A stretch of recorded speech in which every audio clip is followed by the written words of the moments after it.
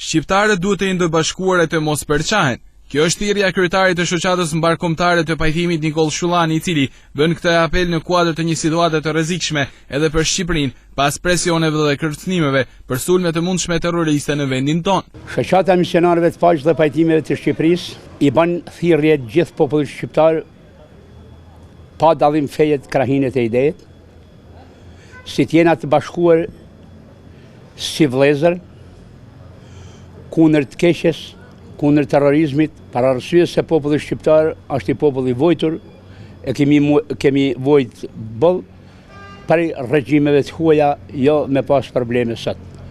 Prandaj jena vigjilant kundër çdo agresorit si vjen në Shqipëri për të bani të keqe, se në Shqipëri nuk ka terrorista. Muslimanët e Shqipërisë janë shumë njerëz të nderuar, janë shumë të kulturuar, janë shumë shkolluar. Shullani thotë se nga vetë shqiptarët nuk ndjen ndonjë rrezik për sulme të mundshme terroriste, por sipas tij, rreziku mund të jetë, siç i quan ai, nga rrymat e huaja. Ja drejtoj gjithë popullit që t'jena si një grusht i vetëm të bashkuar kundër të keqes. Arsyeja është se këtu po përfolet nëpërmes mediave, nëpërmes veprimeve që janë të u bën në Europë e në botë sot, gjeste shumë negative. Si për shembull ngjarja në Francë, ngjarja atje në mal ku ndodhi tash, këta njerëz janë njerëz pa fe, pa ide, pa iman, pa kur farsanit në botë, vetëm kanë menen për terror dhe si me përça popujt e me përça fenat në botë.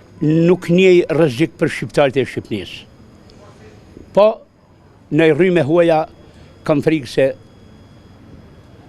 ka me ndërhyjë në Shqipëri. Këto mesazhe për paqe e bashkim kombëtar nga kreu i shoqatës së pajtimit Nikol Shullani vinë në një klimë as pak të mirë, ku i gjithë shteti shqiptar ka marrë masa të rrepta, qoftë në pikat kufitare, institucione publike apo edhe sheshe vende të ndryshme, për të qenë sa më vigjilent ndaj rrezikut të mundshëm pas sulmeve në Francë.